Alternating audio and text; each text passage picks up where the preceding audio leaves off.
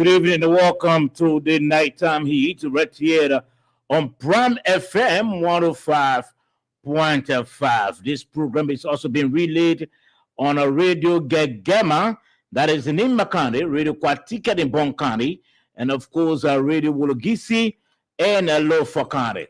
Tonight we are also streaming live on our Facebook page. That is the Nighttime Heat Facebook page. If you want to watch online, just tap Nighttime Heat, and then you follow, and of course, we're going to watch the show online. Besides, we are also streaming live on our YouTube channel. Again, you want to watch the show on your YouTube channel, just tap Nighttime Heat, after which you subscribe, and of course, you can also hit the notification bell so that anytime the show is on, you can get notification. We are also streaming live on Pram FM Morovia 105.5. Again, Pram FM Morovia 105.5. We wanted to share tonight's show. It promises to be very, very interesting. You know, got three major topics we'll be discussing. First, there'll be a grill. Tonight, we'll be taking on the officer in charge of the new management team at the Liberia Drugs Enforcement Agency. You'll be our guest. That is at 8:30 tonight up to 9:30. He'll be here for 1 hour. I want to look at some of the recent drug busts, some of the new reforms, and of course, some of the actions they've taken to fight against narcotics. You'll be here right here on this program this evening. Besides, we'll also be looking at, I'm sure you're quite aware that the team, that's the team from the MCC, Millennium Compact, they arrived today. They landed in Liberia. They've come basically to assess our readiness. You know, we're supposed to be getting some kind of 500 million United States dollars, not Liberian dollars, United States dollars. But before we can get that money, they will have to assess all of our readiness and our capacity, our commitment, our dedication that will receive their money. So we're going to use it for the purpose intended. So they are in country. We'll be speaking with the assistant minister. He's at the Ministry of Finance, Henry Yankwa. You'll be our guest. That is at 9:30 to make us understand some of the areas and some of the issues that the team, the MCC team, will be concerned about. And of course, we'll be talking about also the arrival, the former president and political leader of the opposition Congress for Democratic Change, George Weah, landed in country today. And of course, we witnessed online stone throwing, and there were some clashes with police today at the Roberts International Airport. I see some arrests were made. We tried contacting the deputy for operations of the Liberia National Police. This program is basically intended to have an informed, educated, and entertained as well. But our primary focus is to have you informed. So, Saba George is my name, and of course, my two panelists, George Kennedy, just walked in, and of course, and I'm sure Moses Sandy is on the backstage already. Let me welcome George. George, how was the weekend? Thank you. Good evening, Saba. Thank you. I've been under the weather, but I mean. Oh, sorry. After the birthday, my man. Yes, my man. Maybe I think that's some of the activities that you that you held, so yeah. that trickled the poor health. The old great experience, Lord. Sometimes He can allow you to rest. You say, my man, I want to go around and rest more. So. Mm-hmm. But I'm getting back on course. Okay. Things will be okay. Okay. Yeah, thank you so much. And thanks to our audience. Thanks to our our technicians, and yourself for always putting fire behind us. Yeah, sure, to be here. Yeah. Okay, thank you too for your commitment and dedication. Let me welcome Moses. I'm sure Moses should be on by now. Moses, welcome to the program. Mr. Sandy. Yeah. Yeah, thank you, Saba. How was the weekend? Well, it was good. George, it's good to see you. And let me say hi to all of our technicians back there, the technocrats who are making sure that everything goes well. Our people in Liberia. I want to say it's a pleasure to be back with you this evening. You see me, I'm driving. This is part of the commitment. The weekend was good. My family welcome. My grandson, my daughter gave birth. Wow. So we've been very, very happy. So that's the second grand, in the family. So we are grateful. We are happy to have another addition to our family. Thank you. That's good. That's good. Congratulations, my man. Yeah. Grandpa, congratulations. Yeah, my man, grandpa, my man, yeah, my daughter gave me a grandson. Yeah. So yeah, that's good. we're happy That's about good. that. Good news. Good news. Yeah, It good is news. good news. Yes, the weekend for me was all right. We had a splendid time with the family, and we thought that on this beautiful Monday we should come and played our role, our national responsibility. But before you guys come on, we'll be doing a grill with the officer in charge of the new management team at the Drugs Enforcement Agency. He'll be Biago. He will be here as our guest, and of course, we'll be looking at some of the new reforms and some of the drug bust activities. Some of the new measures. I understand today they relieve some of their officers, some volunteers. They relieve them of their posts due to some misconduct. So you'll be also talking about that. I'm sure by 8:30 you should be here, and of course you'll be here for 1 hour. We speak with the new DA boss, and then after which at 9:30 we'll have the Assistant Minister of Finance. As we all know, the MCC delegation is in town. They arrived this afternoon at the Roberts International Airport, and of course, they've come to assess our readiness again as a country, as a people. But I know when they were on their way, they saw the huge crowd around the RIA, and I hope they didn't witness, some of the clashes that were happening between the police. But let's try to talk about that quickly, because I know we may not have the time to do our own analysis regarding that. Let's talk about it. Let's try to play this video quickly. The video has to do with CDC supporters today trunking the Roberts International Airport, awaiting the arrival of their leader at the time. Let's try to watch the video. So, folks, welcome to DNews Liberia. We're live from the Roberts International Airport, where there has been tension between joint security forces here and then the citizens that has led to the throwing of rocks, and then the police are now moving.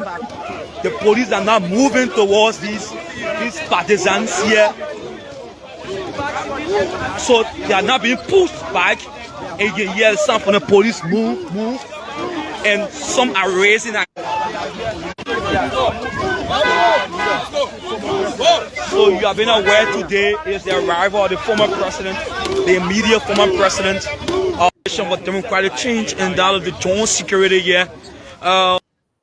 Okay, so let's play another video concerning the same situation today at the RIA. Let's play another video. We're hoping that we can get that video quickly. That's the reason why you should always be prepared to give us a video. But gentlemen, let me hear from you first.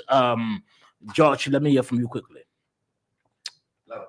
Frankly, it is a good thing for supporters of any political party to go for their leaders. It's a very good thing. Mm-hmm. But what I saw today, it was an attempted sabotage, because the people knew that the MCC delegation was coming in town. Let's go and disturb. Why couldn't you be orderly? I mean, I'm just I'm just looking at it that way because they knew that that particular delegation was arriving. They were at that airport. Mhm. They went, took the entire road, blocked the road, no way for vehicles to move. I thought it was unfortunate. The crowd that went, the people that went there were not the kind of crowd that filled the entire place, as to say, no space. You will like just walk on the side of the road for free flow of traffic. I mean, to go on. But what I know is the country these people are from, they see worse situation than this. It's not strange to them. So you think it was intentional? it was very intentional. It was. I saw the video. I followed the entire thing. You went for your political leader. You should have just followed police instruction. Wait here and receive the person. This now. He said no. But okay, let me ask Moses. Moses, I'm sure you follow while you were working. Also, you were following online. But Moses, what do you think? What's the rationale for the police deploying men at the RIA today? Look, what happened today is unfortunate. Very unfortunate. I don't want to attribute this to a deliberate attempt by the CDC to make Liberia look bad. But this is what I want to say to former President Weah. And let me come from the angle of a mental health specialist. I know George Weah and the CDC currently struggling with what we call loss and grief. When something goes missing, Mr. Weah just can't believe that he's now former president. He just can't believe it. So he's so in denial and he thinks he's in competition with President Joseph Joe Boakai. Mr. Weah, let me tell you, you are now former president. We do not need all this distraction from you and the CDC. When was the last time you saw Ellen Johnson Sirleaf returning to the country and asking people to learn the routes? When Mr. Boakai was former vice president, did you ever see people lining the routes whenever he arrived in the country? I don't think Liberians need this unnecessary distraction from Mr. Weah.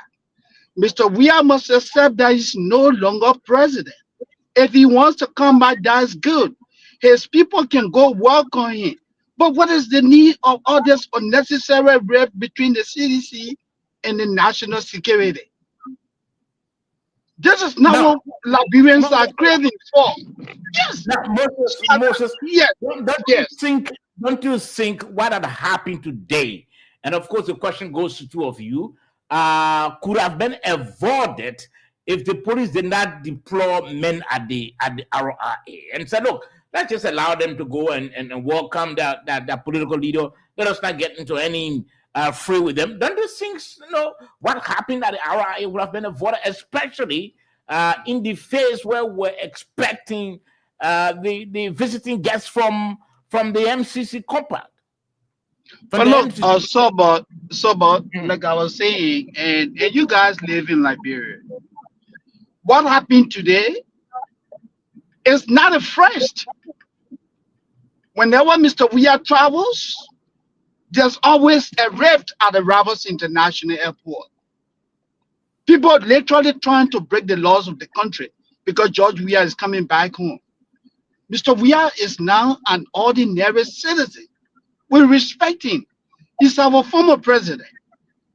But I don't think Liberians deserve what is happening.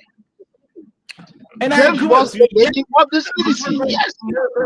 Moses, let me ask George this question. George, don't you think what happened today at the port, at the Rabos International Airport, would have been avoided if the police had not deployed men at the Why should people hate uniform officers? It's not their duty to protect public and private property. But what is the rationale? So the rationale is local, when the security, I'm not a security person, but a reasonable person would say, whenever there is a build-up, the act based on information gathered. You saw the build-up over the weeks, how the people said we're going to amass tens of thousands of people to the airport. Who was there to provide security for public property and other citizens? You think That they is would have security. been, they would have So been the damaged security- at the airport? The security had to deploy to create the necessary route, the necessary avenue, so that other private citizens could move, so that public properties could be protected. If you see then you take in the middle of the road, that's a major highway to Buchanan in the southeast. You marching in the middle of the road, not on the side. The police said, please take the side. You said no. You start throwing stone. That cannot make Mr. We are president. So let's look at. And he came by, you know what he said? He went to go find football club for his son. That's the message he gave me. He went to Europe to find football club Okay, for his son. let's leave the message no, here. I mean- No, I'm coming. Let's leave the What message. is that? Let's leave the message and say, look, and talk about what was the police fear? President, like Moses said, yeah, it's a former president, and besides, I'm just trying to play the devil's advocate. And besides, Weah is a political leader of the major opposition political party. He's returning home. He's been out of the country, I'm sure, almost 3 months or 3 months. He's returning home. What was the police fear for the deployment? I'm still trying to. There is no I'm still trying to fear. gather. There is no fear, Mhm. Mr. George. I can tell you today. Let's remember, even 2021 now comes, he can win. So nobody afraid. He's No, not let's afraid. not talk about That what for he wins or not. security, that's Because to you and protect. I, you that's to cannot protect- tell me what he That's wins a election protect. on that. That's a protect Yeah. to go find football club for your son. That the one made to be like really. We are not talking So- about the speech he delivered. I'm But he saying, told you the purpose. what So was the the purpose, fear? the purpose of the trip Mhm. should tell me why I should go receive you. That's the first thing. yeah, but Something the like people were not that. concerned. But why did Okay, so they were not that- concerned about that? So when I go there, We are not saying it to them, so they were not when concerned. I go there, Mhm. when I go The there, question I'm I asking, will and follow. I want the both No of you to fear. answer the That question. was no fear. Okay, so why the deployment? Why the huge They deployment? had to deploy Mhm. because there were mass number of people going there, just in case. In my opinion, Mhm. I'm not a spokesperson for the police. I think the police will, when they come, you can call them. They will tell you. Yeah, why. we'll be talking The about that. information available to them Mhm. is not available to me. But from what I follow, I thought that based on weeks of preparation, tens of thousands of people will have gone there. So the police have to Moses. prepare Uh-huh. to provide security for everyone that. Now, Moses, this is our country expecting the arrival of the team from the MCC. Mhm. Expecting the arrival from the MCC. Don't you think we would have avoided trying to create some negative image about our country if we are not deployed in a huge manner, because we're expecting guests? The CDC they have absolutely nothing at all to lose. But we as a country, we have something to lose because there's a team of people coming in to assess our readiness. Why do you think? I'm still trying to gather why the huge deployment. I'm still not figuring it out. Moses, can you help? Look, so let me just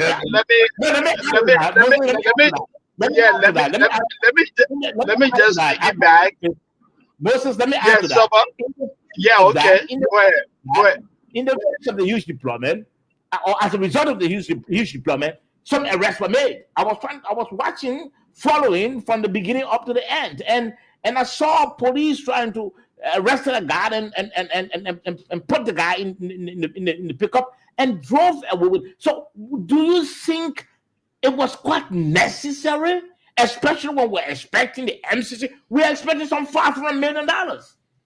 Don't you think that could even affect the possibility of us receiving that money? With a huge deployment we did today at the RIA. So I'm trying to inquire from the both of you guys, what was the rationale? What was the fear of the police not deployed? So someone let me speak to this quickly. Sober. Let me speak to that quickly. You had a high-profile delegation arriving in the country. Okay, let me Don't hold you there. forget- Let me hold you there. No, let me complete my thoughts. Okay, yeah. we understand that the new ORC of the Drugs Enforcement Agency is already in the building. So anytime from now, we'll be taking. Okay. Yeah.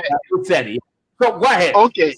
Yeah. So quickly, what I was saying is that we have a high-profile delegation from abroad arriving in the country, and you know the history of the CDC. The police knows the history of the CDC. The Liberian government was under obligation to provide what? Security protection for those people and all users of that airport. You had a group of young people. You look out, I was watching the video. Predominantly young people, poor people. They rather them, took them to the airport, and they chose to become what? Lawless. Like George was saying, how do you go to receive your former president and you walk in the middle of the street and someone tells you stop, then you react violently? So you're telling me some of the police should just stand by and allow these people have their way? And look how we are if people have their way in That's Liberia. unfortunate. Now, do we know, Moses?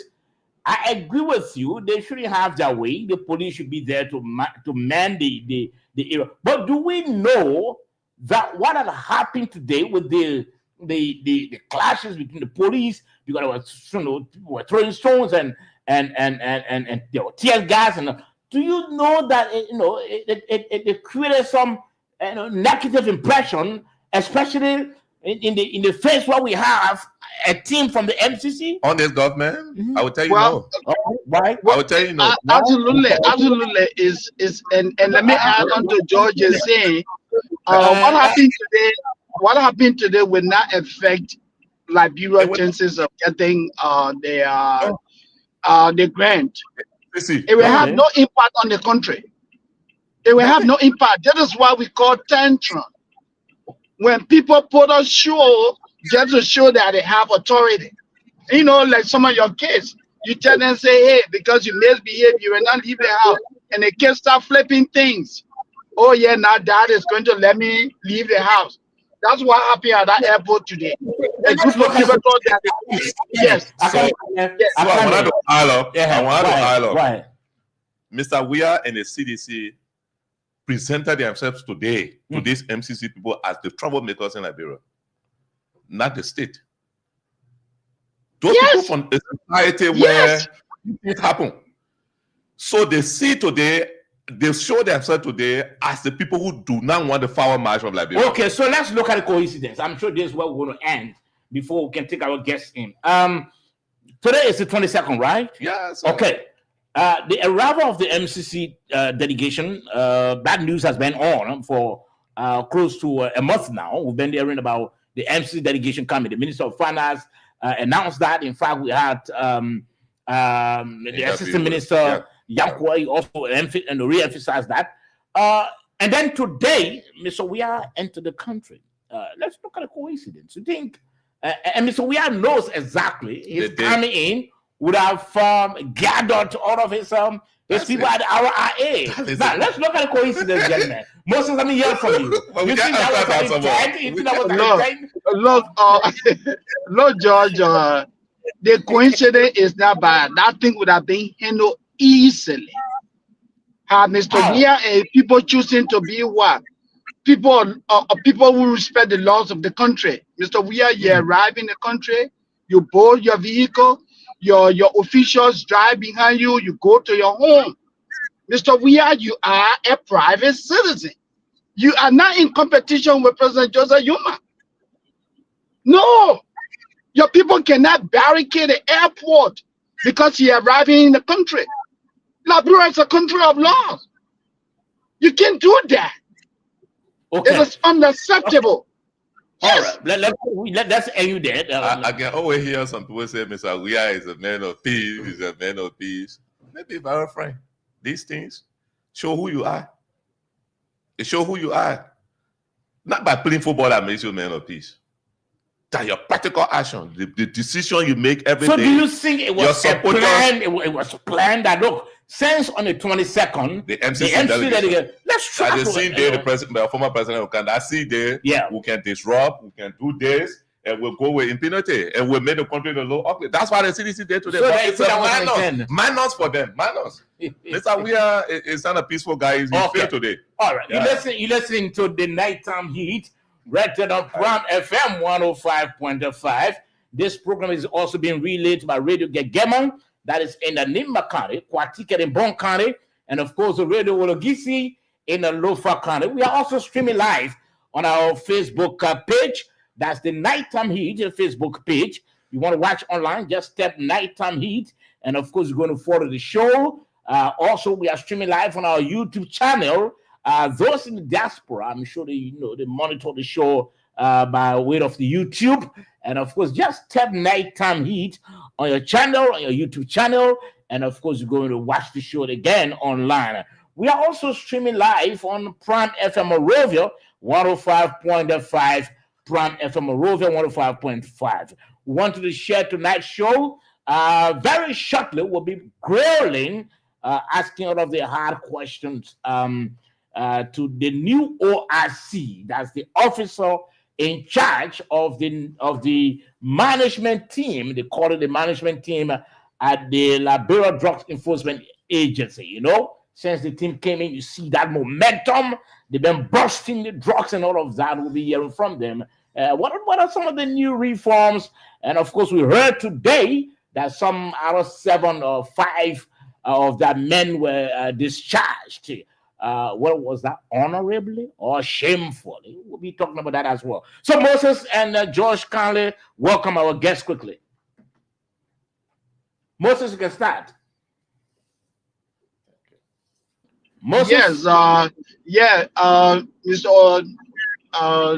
Mr. Director, Mr. ORC, the officer in charge. I'm sorry, I'm calling you Mr. ORC. I don't remember your name, and I apologize for that. So on behalf of the Nighttime Heat crew led by Mr. Sober George, I would like to use this opportunity to welcome you to the show tonight. It is indeed a pleasure to have you. Since taking over, we have followed consistently the activities of the LDEA under your leadership. And I'm sure tonight you came prepared to share with us and the people of Liberia some of the good job you are doing and the challenges the institution is faced with. Thank you. It's a pleasure to have you. And I want to say good evening to DCP Fitzgerald Biago. You are the officer in charge of the DEA. I want to say you are welcome to the Nighttime Heat. Here, we try to get the necessary information from you that will help us and the public, to see how everyone can support you, both from government and the private sector. So you are welcome. Any question we ask you, probably you don't understand, you can ask us. We'll repeat the questions because it's for the general good and for your own institution and the professional work that you do. You are welcome to the Nighttime Heat. And I'm George Kennedy. Thank you, Sawyer. Thank you, Kennedy. Yeah. And thank you, Moses Sandy. Yeah. And the rest of the folks in the media community and fellow Liberians. Want to say thank you. We're happy to be here tonight. I'm here with Mr. Christopher Tukba. He's a long-time employee of the LDA, and we are here to share some insight of how LDA is responding and what look let down within the LDA. And we are here with high speed of momentum to keep the public informed about the activities of the Liberia Drugs Enforcement Agency. Okay, so it means that Chris will also be answering questions, right? Yes. Okay, Chris, welcome. Long time. Thank you. So it's a pleasure. Okay, my own man. So, listeners and viewers, tonight we have the DEA. You know, the issue of drugs. The president said it was a major fight for him. He said that during his campaign, activities. Everywhere he went, he said, "Well, I'll make sure to fight that head on." And so he had the first group included A.B. Kroman. A.B. Kroman and Fadi God and Bauko and all of that. They were there, but unfortunately they were short-lived. They didn't reach. They didn't even spend quite a year. Okay, fine.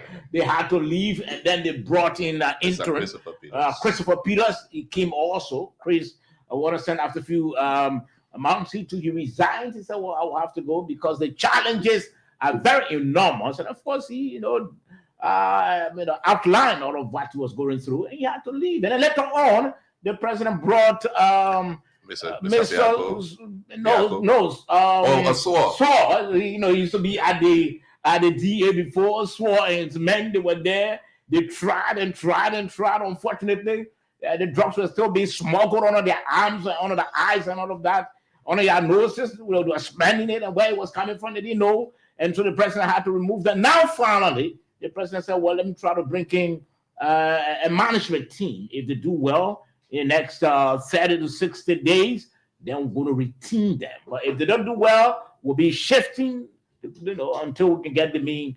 So tonight we have the two of the top people at the DA, the ORC, the man who's responsible. But let's get to know you a bit. Just not many people know Biako. Let's hear from you.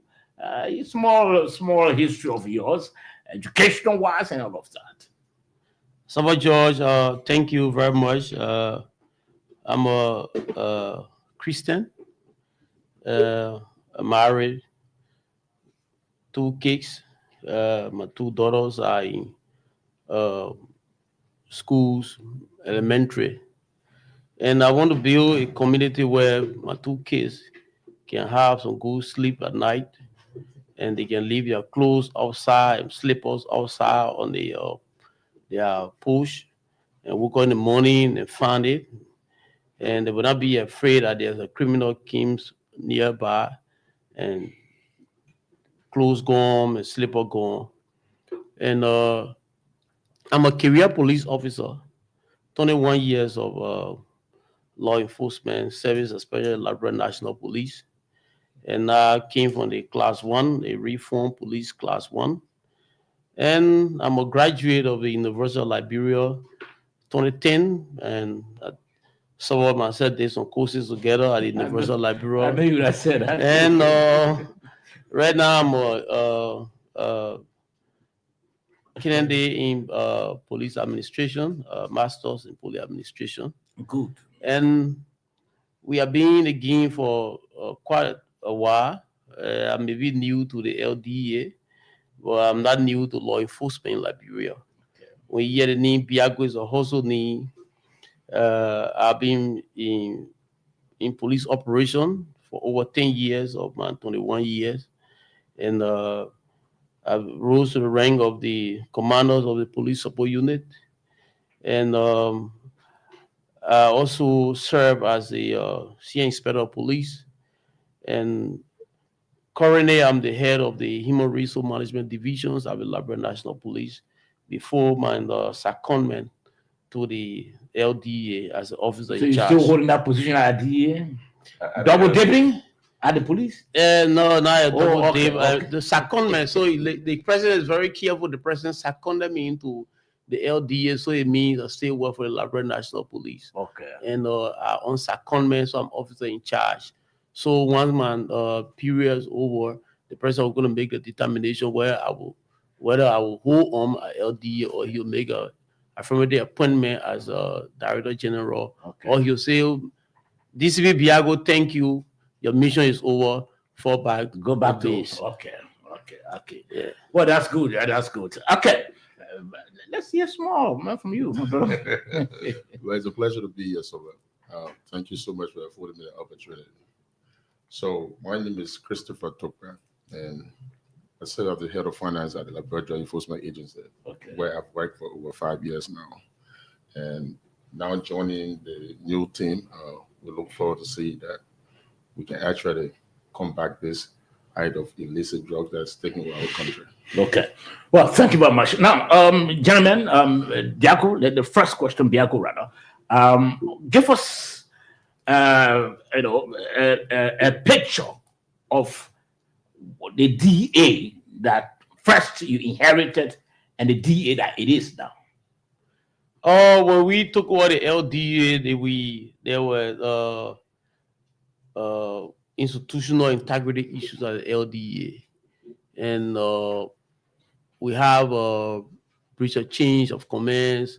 In fact, what caused some of the issues that we inherited that caused a problem between the SWOR administrations, and that made SWOR and Colonel Sebastian Farr and the other people to be at local head was the issue of change of command, operational change of command, and that was not being followed strictly to the letter.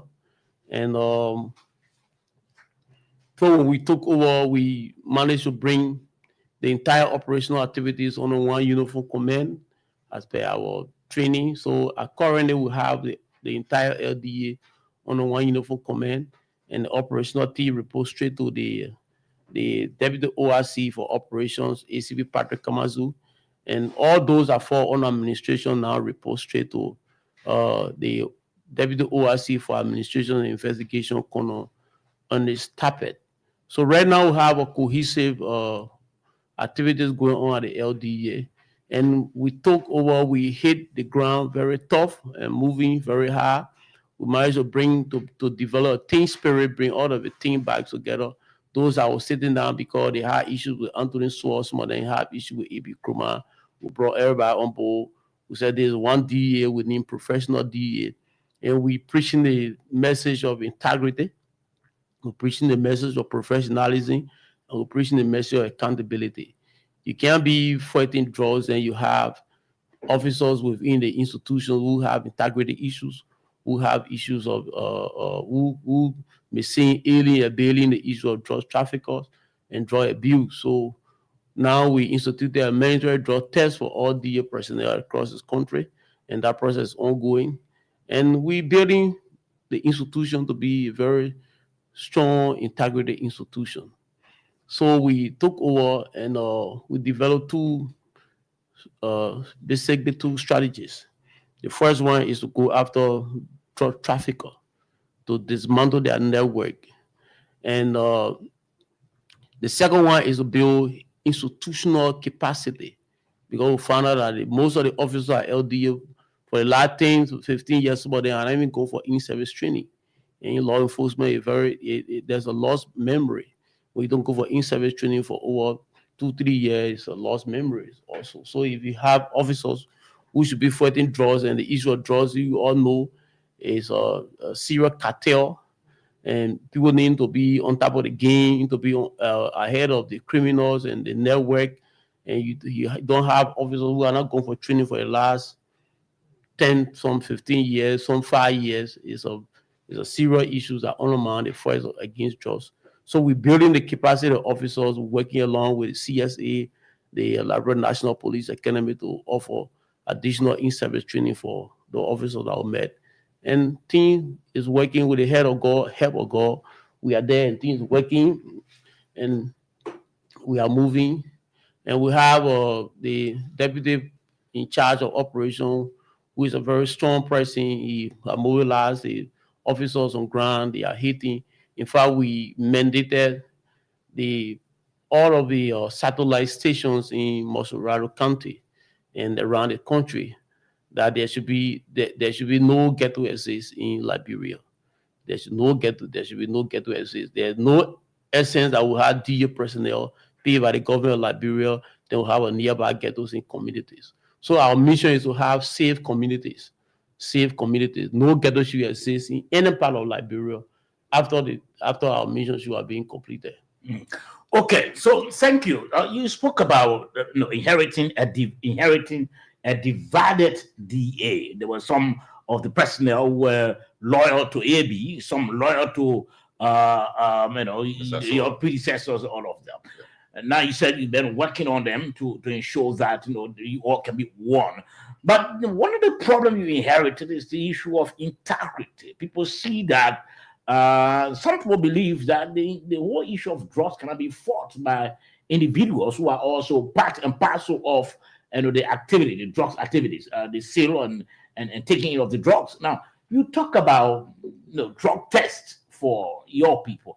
How many of your men have taken the test and are free of it?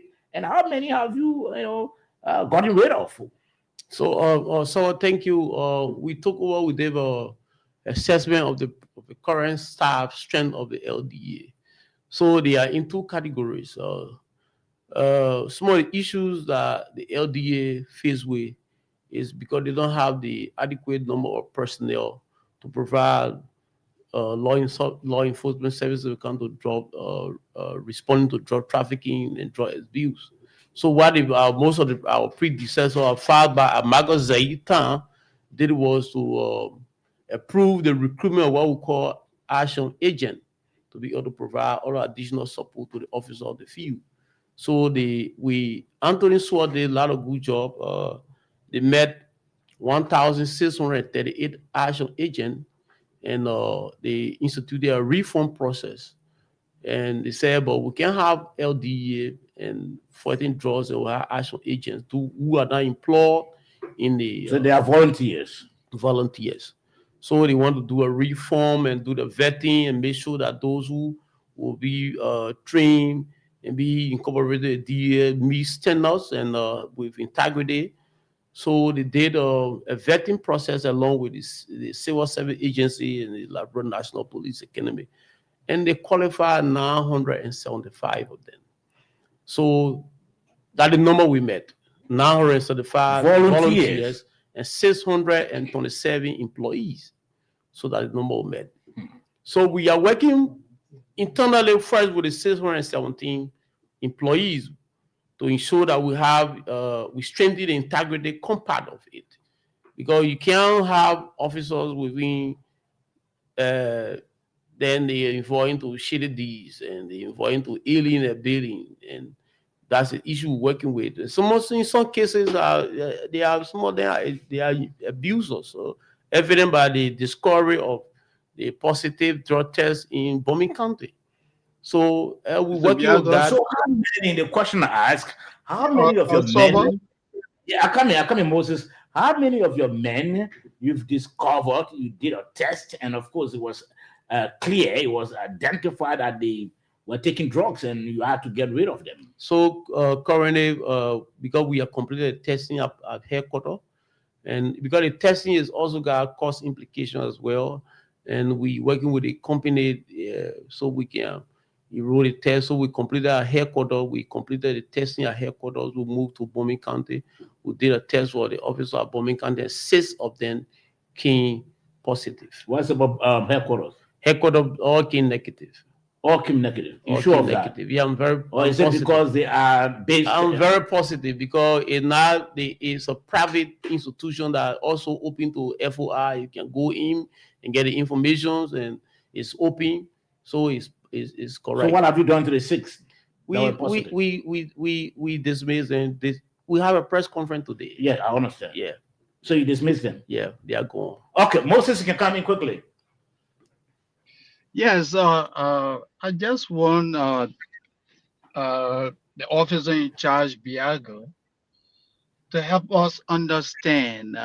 He spoke about integrity problem in the LDA, and he gave us this staggering number: 900 volunteer officers. How has this problem impacted the integrity of the LDA in curtailing this problem that is eroding, the social fabric of our country? You have 900 volunteers. You have 600 volunteers more than those who are on salary. How has this problem affected the efficiency of the LDA? Explain this for us, sir. Moses, you see, the law enforcement is done in 2 phases. One is smart law enforcement. Another one is the physical that you all see deployed physically, and they are on the street there. The other one is done smartly. There is no proving stat right now available to the LDA to point to the volunteer actions that lead to the testament of misperformance by the LDA. This is why we are working very smartly and doing our own assessment and doing baseline study to discover what impact the volunteer actions have led to either to misperformance or underperforming or improved performing by LDA. So we are doing that. We got our technician in the field. We're doing that statistic right now. As you are aware, we just took over 22 days at LDA, and we had a mandate to do an assessment of the whole LDA. And LDA not only in Moserado, and we are in Bon County, we were in Lima last week, and we are in Bomi. We completed Bomi, and we are going back. Also, we are going to Southeastern County and the Western, Northern County.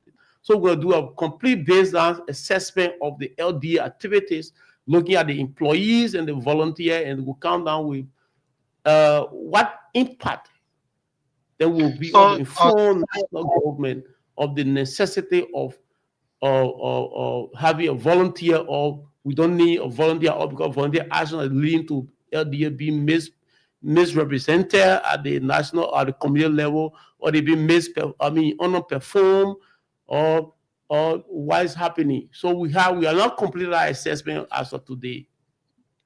So let me just piggyback quickly with you on this. As a top manager, you walk into an agency, taking over an agency, and you have struck a very salient point: integrity.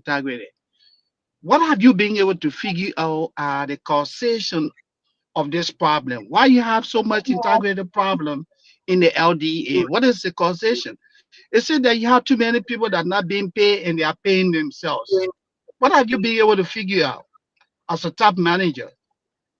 No, I think what happened at LDA is I don't want to say leadership failure, but I think it's confusion at the top on leadership issues. So whenever in law enforcement, when the top management who should control the men on the field having confusions and creating a parallel system that they have to, this group of people had to report to me, and this other group of people had to report to me, and then using a uniform command system, it left the men on the field unsupervised. So one of the issues that brought the issue in the LDAs, a lot of men on the field were unsupervised by Central Command. Okay. So I like to come in George, there. you can come in now quickly. Is it due also to weakness in the law creating the DEA that probably the operation will say I'm responsible for this, the other one will say administration will say I'm responsible for this type of fight? Have you seen the law that created the DEA? The law created DEA very clear. There's a clear path of organizational structure and uniform command system. It's just bad leadership. It's just bad governance. People want to go and show muzzles. I think that's it. But the laws is clear. It's on the book. Who report to who has the LDA, who in charge of operation, who in charge of administration. The lines are very clear. The change of commands is delineated clearly. Okay. Let you have another question, George? Oh, go ahead. Okay, let me come to Chris now. Chris, for the DEA to actually achieve its objectives in fighting and ridding our country of drugs and narcotics and all of that, it means that the DEA must have this sort of support, financial support, and budgetary support as well. You've been there 5 years now. You are heading the finance section. What is it like? Give us a picture. Well, so what I would say is that firstly, we identify here this challenge, and I would clearly say that this fight will require tremendous support from national government, and I also want to recognize that this government is trying its best to see how support can be given to the LDA, because it has been a terrible time at the LDA when it comes to the issue of logistics. We cannot fight this war if we do not have the necessary support that we need. So currently, as we speak, the government has been able to push on some funds for us to see how we get the brand new set of 15 vehicles. Okay. So the procurement process to that level has been completed, and We are only waiting for the vendor to do a supply, and we're hoping maybe by next week. And not very too long, we had some conversation at the level of the Ministry of Finance. Thank to Minister Kafuan, who is so much concerned about interest of seeing how we help the DEA to move to another level, because that has actually been the major problem we've had.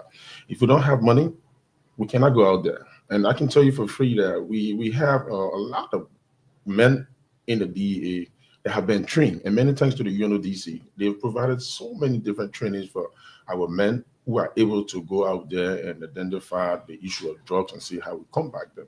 But if we don't have the necessary tools, it also become a problem. Because you know this thing, and the way the war is going, technology is taking over. Yeah. So in as much as we try to solidify our border point, the criminals will always start to find a way to be one step ahead of you. And in order for you to tackle them, you will need the necessary resources to also be on top of your game. So what is the current budget of the DEA? So currently the budget of the DEA is at 3.5. 3.5 million. Yes. And how much is the least paid? The least pay is at $200. $296. Correct. Okay. So I would like to ask Yeah. a few questions there. If the Minister of Finance or the President asks you today, how much do you need to be fully capacity for finance or other things for logistics and other things? How much will you say to them?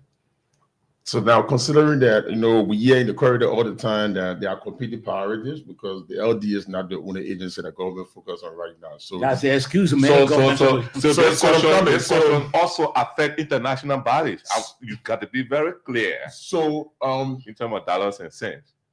currently we've gone to work and done a low proposal that will probably submit the government and ask them at least to get us started. If you give us $10 million, $10 million. $10 million can get us started. It might not be sufficient, but it can give us the opportunity to do something, to get something going.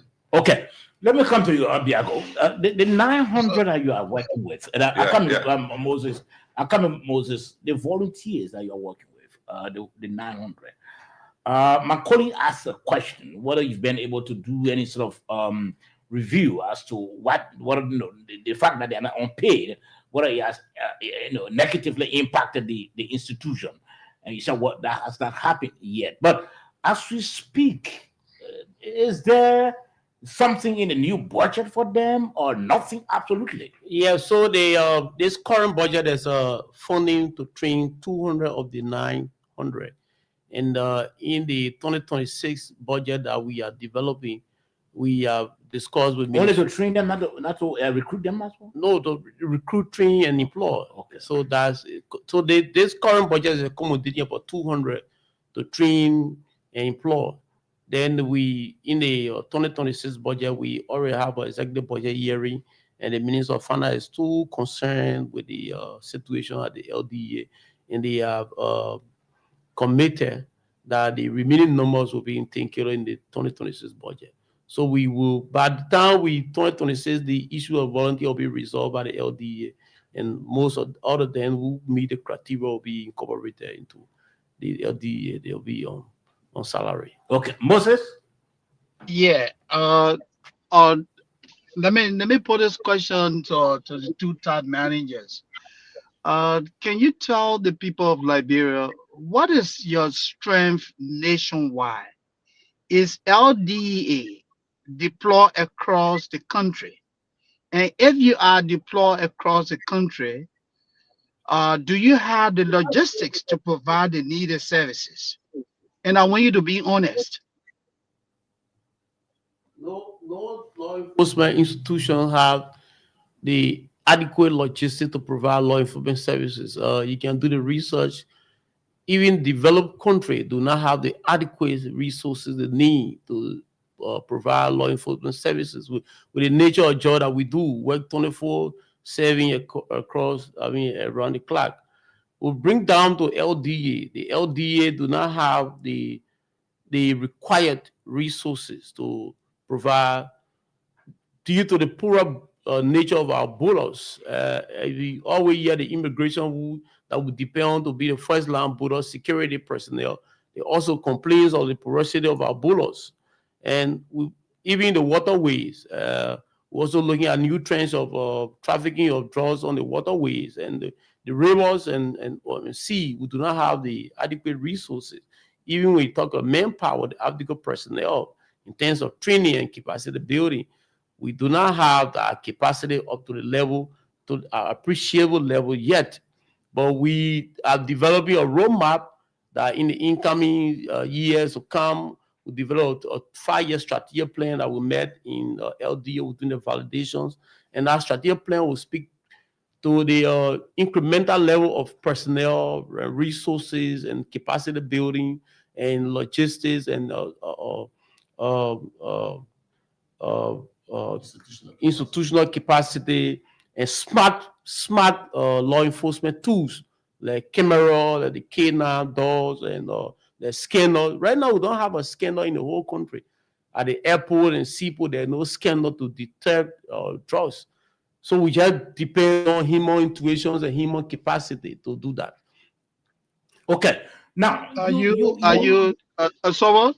Let me ask. Let me ask Mr. Biago. Mr. Biago, will it be honest for anyone to insinuate, just from listening to you, that the LDA is actually underperforming, giving all these problems? If the LDA was performing, the president wouldn't have taken the 2 decisive decisions that he took. So honestly, yes, the LDA being underperforming, that what prompted the president, or even prompted the outcry of the citizens around the country, and the president took the decisions. So yes, we say yes, the president made decisions based on fact available to him that the LDA was actually underperforming and not performing to the mandate and task as stipulated in the LDA Act. Okay, so viewers and listeners who are listening to the Nighttime Heat, and of course our guest here tonight, it's the ORC of the new management team at the DA, and of course he brought along his financial men as well. At 9:30, the MCC team is in town, so we'll be talking about the MCC compact with the assistant minister from the Ministry of Finance.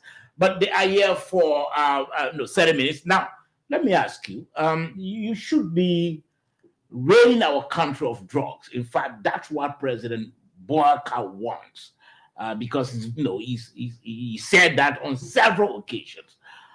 What is the plan? Because what we've started seeing is going to ghettos and breaking down the people's stores and all the zinc shops, you just breaking them down and grabbing young men who are taking the narcotics, you tying them, you don't have handcuffs, and you just treating them as if they are some rebels somewhere. Is that what you came to do? Is that your plan in trying to get the country rid of drugs? Is that what you intend to do? So we are not tying, as you are saying. What about video here? Tie. Got some video. Like say we tying. Some men were No, Mr. Biago, the videos are out there. The videos are out there, and people watching. Don't dismiss that. There are several videos. You guys literally treating our people like rebels. Moses, there is a restraint strategies used by law enforcement personnel in the asking of more handcuffs. We went to a ghetto, for example, Kingrave. We came across 200-300 arrest youth.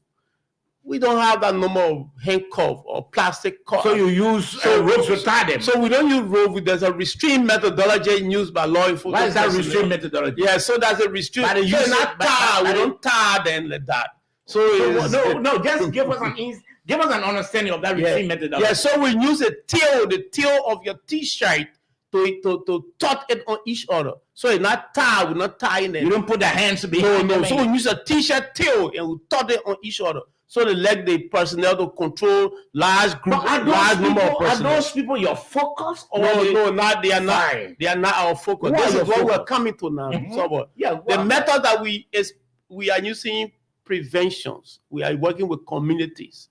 So this group of people, we call them the veterans. They are the veterans. Okay. We work with Ministry of Youth and Sport. If you see of recent, our focus is not to arrest and incarcerate the people. Our focus is to ensure that they go to rehabilitation center. So we are working with Ministry of Youth and Sport and Ministry of Gender. We got a center at Johnsonville that we move the team. Is that center well secured? Is protected. Okay. It's protected. I think the entire veteran drug user that we took from Okay, so Kingsville- let's try to play some videos quickly so you can see. Kind of watch it. Let's play the video. It's good our producers just pull out the video so you can dismiss what we're talking about. Let's play the video quickly. Will he see the video? Yeah, you will see the video. Well, I'm sure you will see the video online. from right here. Yeah, just show him your phone so that you can see the video. It doesn't dismiss what we're talking about. Quickly get the video out. You get it. No, you have the video. Okay, meantime, let's go ahead. You have the video. You see the video. So we are working with Ministry of Sport, Ministry of Gender. So we are aware that the committee to celebrate president to specifically look at the issue of raise youth. Okay, that's Is that the video? So this is the video. We don't know if you are aware of this video. And that's click carry behind. Please start it over.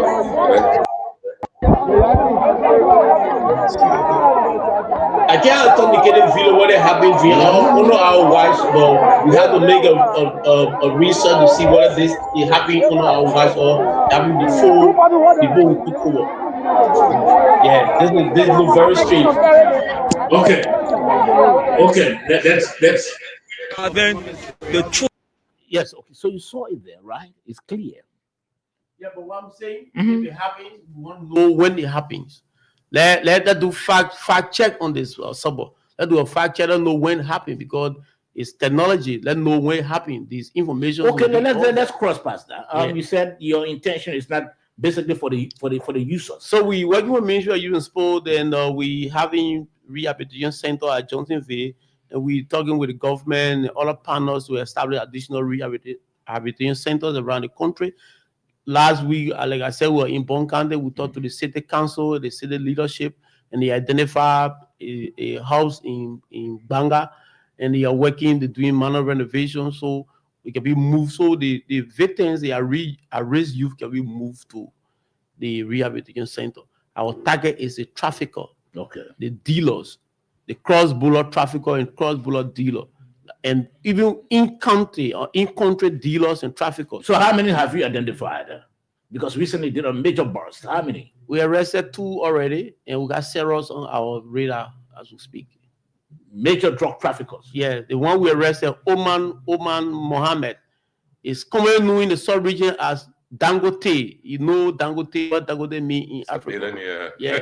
So that's a man we hook. So where is he currently? He's in our custody. The DA custody? Yes. You have a cell there? We have a secure and fortified cell. Okay. Okay, so Moses, any question? We'll have to open the lines quickly so that our people can interact with them. At 9:30, they should be leaving, and then we have another discussion. I quickly. still have Yeah. one question Yes, go just ahead. for Go the ahead. finance people. If I'm the finance minister and I want you to tell me what would be the minimum salary of your officers? The minimum.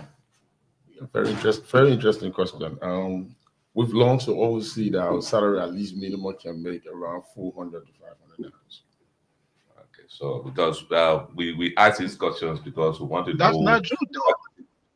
Come again, Chief? Mr. Kennedy, Yes, sir. what I heard the officers say the minimum 400, that's not true. No, he's There are saying people, yes. that their minimum is 200. What he said first, but I said, what Okay. if I'm to ask you what do you think you want to be the minimum salary of your And then officers? it's a full. Is that Oh, 400? okay. Okay. He's proposing. Okay. Okay. Yeah, I'm sorry. also- He's proposing. Yeah. Okay. Yeah. Okay. Okay, But so I just wanted to provide some background information for the officer in charge. Mr. Officer in charge, I'm a career social worker. This is what I do for living in the United States. I work with artists. You talk about the facility in Johnsonville. That facility is just like warehousing people. You guys do not have what it takes to treat those people. You do not have psychiatrists.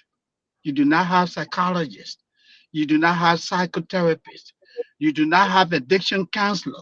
You do not have the needed medication to treat those people.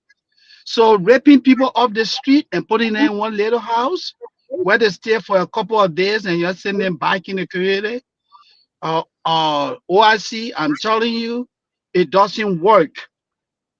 It doesn't work. What works is making sure that people get the needed services. It goes both ways, medication management and psychotherapy. And that is why it's lacking in our country. I hope at your top management meeting, you guys will begin to look at this and begin to recruit people who know what they're doing. Because what is currently happening in the country is not working. You can warehouse all the people, you can put in all the prison. It's not going to help you. Addiction is a disease. Thank you.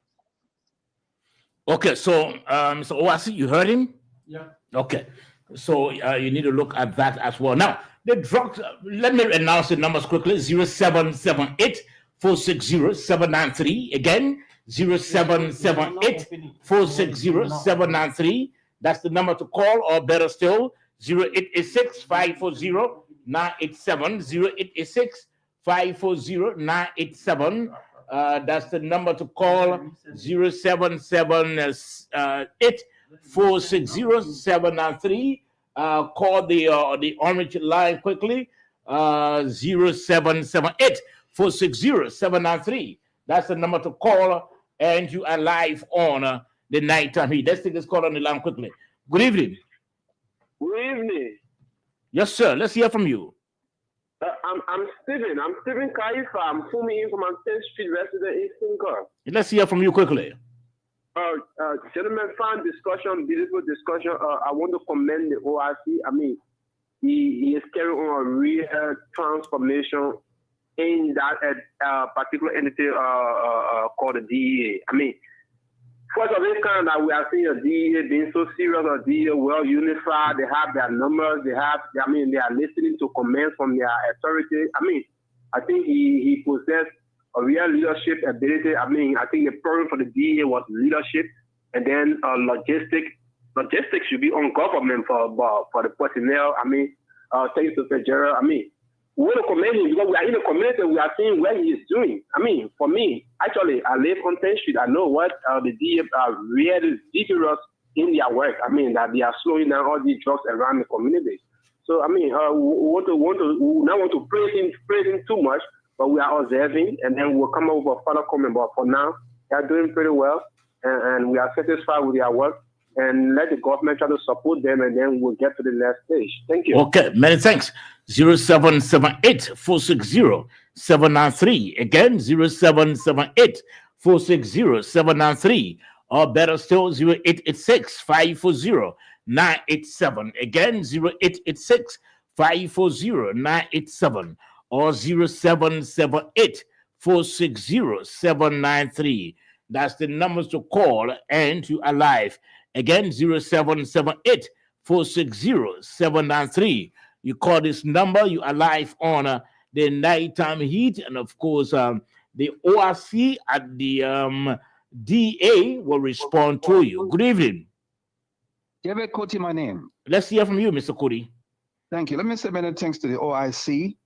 Mr. OIC and your deputy, what was the budget you presented to the legislature, and how much has been given to you? I'm asking because about 2 months ago, there were two lawmakers on this very show. I was on the show myself. I suggested to them, I said, look, you received $9,270,000 on vehicles just for 6 years. Why don't you divide that into two and give half of that to the Drug Enforcement Agency? And they say you have not cried for yourself. The statement was directly saying that we cannot cry for the bereaved family. You should have made your request. That's what one of them said. So instead of you having cried for yourself by sending the real amount, I heard your colleague there saying at least 10 million kids. I think you even need 20 million. To fight drugs in this country is not a small thing. You may not eradicate it, but you can minimize it if you have the money. You need the money. Even here, my good friend, Mr. Sunday, talking about those different things that you need. You don't have this, you don't have that. Yes, you don't have them because you don't have the money. You need about $20 million to employ good people to do the job. So what did you present to the legislature? Because I didn't believe them. I know you presented something good and you didn't get what you wanted. Okay, what did you present? What did you get? Thank you. Okay.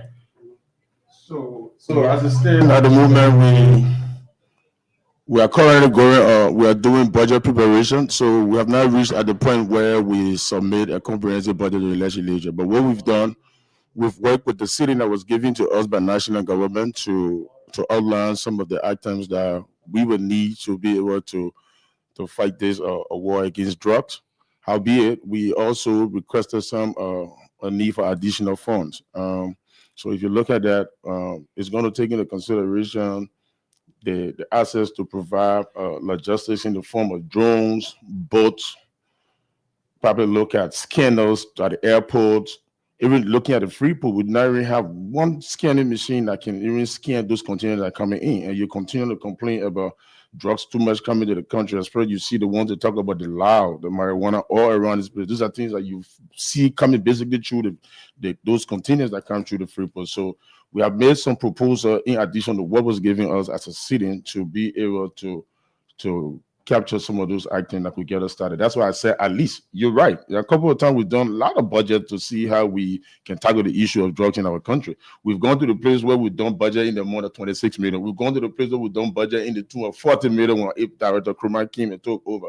But again, like we said, the government is at a place where we have that competing priority. Everybody got to work. We have challenges, so we cannot be complaining. But whatever we have, we try to work with. And that's what we say thanks to the president for being able to look in our direction quite recently to be able to give us some money that would give us cars. And then we are at a place where we're training additional 200 personnel that will be able to cut down the issue of the volunteers, especially the high numbers that we have. So this year, we're looking forward to, since we've done the executive hearing and with the kind of support that we're getting from the Ministry of Finance and partners, the signs that we're seeing, we're hoping that the DEA budget, and that's why I was saying at least a minimum 10 million, that the DEA budget can be driven into that direction. And if we have that money, there are things that we've planned for that you will see. I mean, it will be able to help us increase the manpower so that we can solidify our border points. It will be able to help us give us some basic tools, like I talk about technology. We need scanners at those very port of entrance. We need it even to the border points. We also need handheld device for our DEA officers. We need officer presence to be widely seen so that when you coming into our borders, you know that we mean business. But to do those things, we need some fun. And we are very positive that this budget year, we're going to get something that can get us started, at least in that tune that I mentioned, like $10 million, because that was a conversation that we had at the budget year at the Ministry of Finance. And we are actually seeing some green lights. So I wanted to add Yeah, go ahead. Do a follow-up. You're trying to mobilize the best state resources to support the DEA. What plan do you have, like the LMP is doing, forming partnership with international institutions to see how you can lend some support there? Is that officer in charge? Maybe we'll speak to that. Probably the USDA, those countries, DEA, to see how you can partner. We are working with other partners, the U.S. Embassy, the UNDP. We have a conversation with UNDP, even some embassies near Monrovia, the Indian Embassy, the German embassies. We have discussions because the national government envelope cannot solve all of the problems. So we are working with other partners as well to be able to provide additional support to the LDA. Okay, 0778-460-793. They have limited time, 0778-460-793, or better still, 0886-540-987. They are from the Drugs Enforcement Agency, and of course, the ORC, the officer in charge, came along with his finance officer. Let's hear from them quickly. Take another caller. Good evening. Good evening, my brother. How you doing? I'm okay, sir. Let's hear from you. Thank you. I'm following the show, and the show very interesting. Let me commend the DAA and the new interim team that just took over. but I remain unanimous. And one of the place to Gelly Street, when the pastor by Estido, where opposite Greya, it's necessary for them to break that fence down. Because back of that fence, and they have a so drug dealer and drug smoker to that place there. But that fence blocking the public not to really see what happening behind that fence. So I just bring that one to their attention, and that's the reason I say I remain unanimous. And secondly, to Center Street going to the Greya Way, I mean, we see the boys then selling the drugs in Kenny. Even though they do well, but you know, they need to be informed about what's going on in the city center, because we are not really seeing their performance in the city center yet. Okay. Thank you. Let's take another call on the line quickly. Good evening. Good evening. Good evening, sir. Yes, sir. Let's hear from you. Thank you. Good evening to all of the panelists on the panel tonight. This is Kuiwu William Covey, and I joined this conversation from District 3. Okay. Well, let me appreciate the OIC of the Liberia Justice Enforcement Agency, and I'm much appreciating for the short period of time and take over the office. I think we're seeing some effort in making sure that judge be cracked down upon. But I also want to suggest to him that when he's making a suggestion to the House of Senate or the legislature, I think they can try to improve or increase their manpower force in making sure that, you know, the DEA will be equipped, you know, manpower-wise, they will have the number, because the LDA, majority of them are voluntary, and people cannot be voluntary. You see how those poor families will survive. Obviously, they will have to compromise some cases. So I think it is better for them to recruit them, increase the number, so that the people will be more efficient to do the work of the Liberian people in making sure that jobs can be eradicated. Though it will not be eradicated 100%, because even the great United States jobs they enter, but at least it will be minimized to a certain level that our youth and our brothers and sisters will not be fall into the street again. So I pray that the president appoint him permanently after the 90 days operation. Thank you very much. Okay, many thanks. 0778. Ask me what you want to say. 0778 460. Yeah, Moses, go ahead. Yeah, quickly. I'm about to leave, but let me make this recommendation to the officer in charge. So this will be my honest recommendation to you. I want you and your top managers to begin to think about eliminating the whole exercise of recruiting people as volunteers. That just put your job, puts your job in a real difficult situation. When people are not paid, it makes it difficult for you to hold them accountable. And these people will do everything they can to sustain themselves. Some of your officers who are volunteers over there, been there for 10 years, 15 years. How do you expect these people to survive? Have you asked yourself, these people are coming to work every day. How are they being or transported? How are they sustaining themselves and their respective families? So if the government doesn't have money to pay them, let them go.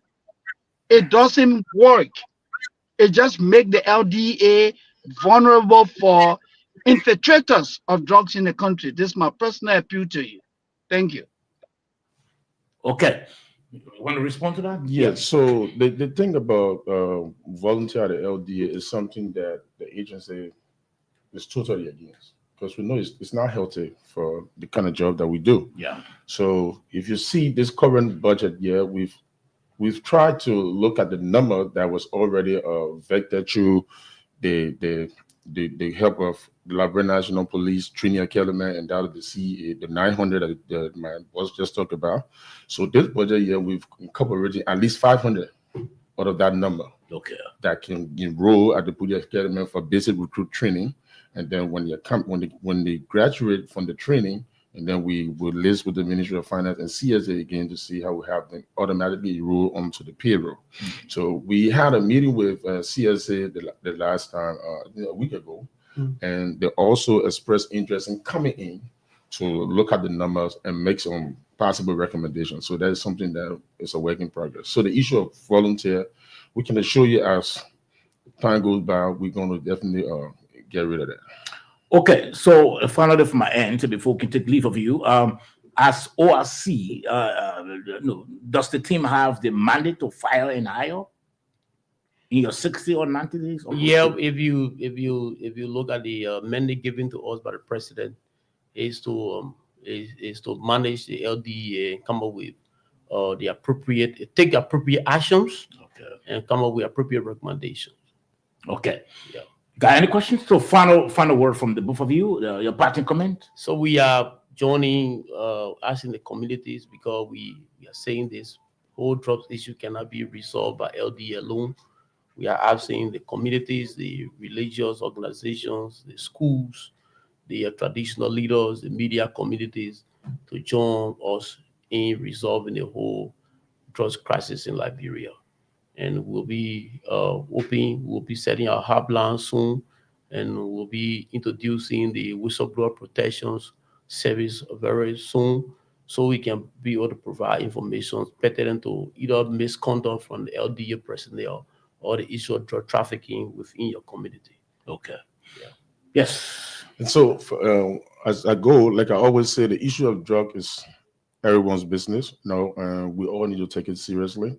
As much as there are a lot of challenges that we face at the level of DEA, we still believe that as a country, we all can still come together and see how we can combat this madness that is taking over our country. So hopefully, you that is out there continue to hit us with the high questions. We also look forward to seeing you giving us some strategies and some advice that we can also employ. Like maybe he talked about whistleblower. Give us the information when you have it. People in the community also, it's embarrassing when you go to the DEA and they arrest people, and you see some of these people, they are like our parents, and you see kids. Like the other day, I was looking at the cell, I went to the cell and saw a 14-year-old kid. That was embarrassing, emotional for me. So what are we doing as parents? Are we talking to our kids? Are we telling them the danger that this thing poses on? Because sometimes the kind of fear that comes to us is that what happens to us tomorrow when this generation fades away, and all of the young people are now going down to drugs? They're damaging, what we think would be the future leader of tomorrow.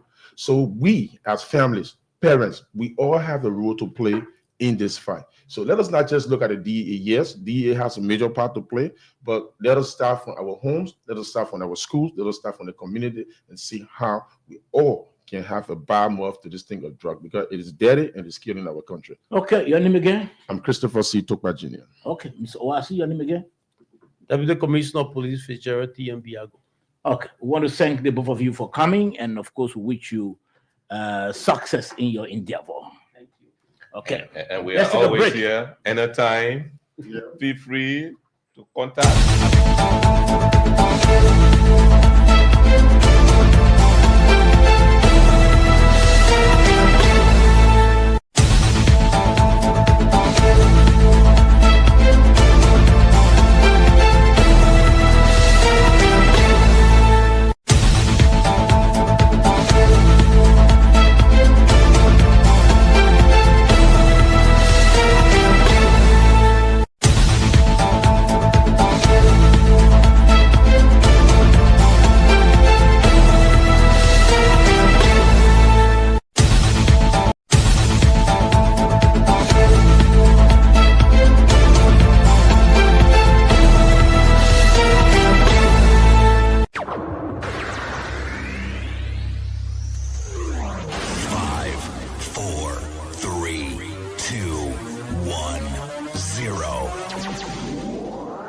Let's start. Okay, so let's start. We have the Assistant Minister of Finance. In fact, he's on our program tonight. I'm sure you heard about the coming in of the MCC delegation. Delegation came in tonight, and in fact, upon its arrival, there was this welcoming ceremony. We'll try to play the tape, but first, let's welcome Assistant Minister Henry Yankwa. Mr. Minister, welcome to the program. Thank you so much for having me on your show, and Mr. Kennedy also. And we are happy to be here today to explain to our people about the MCC program, the admission team in Liberia, and I bring you greetings from the Ministry of Finance team, particularly the minister who is currently on his way to the United Nations General Assembly to join the president and the Liberian delegation there to ensure that we'll be fully represented, and also use that opportunity to engage other leaders of the world to make Liberia case and attract development to our country that will make life better for our people. Okay, so before we go further with you, our discussion tonight is basically about the arrival of the delegation, the MCC delegation. We want to know basically what are they here when we talk about to assess our readiness. What do we mean? What sort of readiness are they going to assess? What areas? Because we understand they will also be going outside of government cycle. But first, let's try to play this tape regarding the official welcoming ceremony held at the ministry today.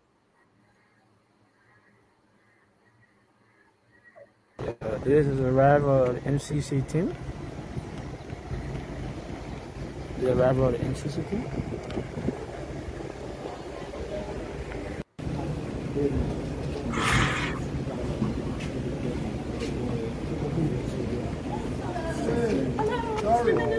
Thank you so much. Thank you. Okay, now it's really good to meet you in person. So this is the delegation of the MCC team.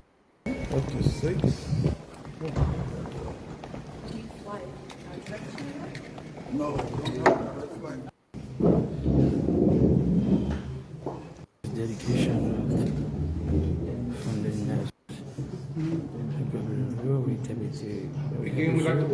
His Excellency Joseph Joma Boakai, Vice President Honorable Jeremiah Kwanku, the government, and the people of Liberia, and I stress the people of Liberia, who are the direct beneficiary of MCC support. We want to welcome you wholeheartedly to Liberia, and if it's your first time, you have many things to see in Liberia. We are very elated that you could come. We know that the journey is still ways to go, but from where we were, where we are, we appreciate the support you've given us thus far. You've come to engage us in government. You come to engage Liberian stakeholders, not in government. You've come to engage even private stakeholders and people in the diplomatic corps. Over this period of engagement, where we will try to, working with you, conclude something about strength and growth analysis to identify sectors for possible support.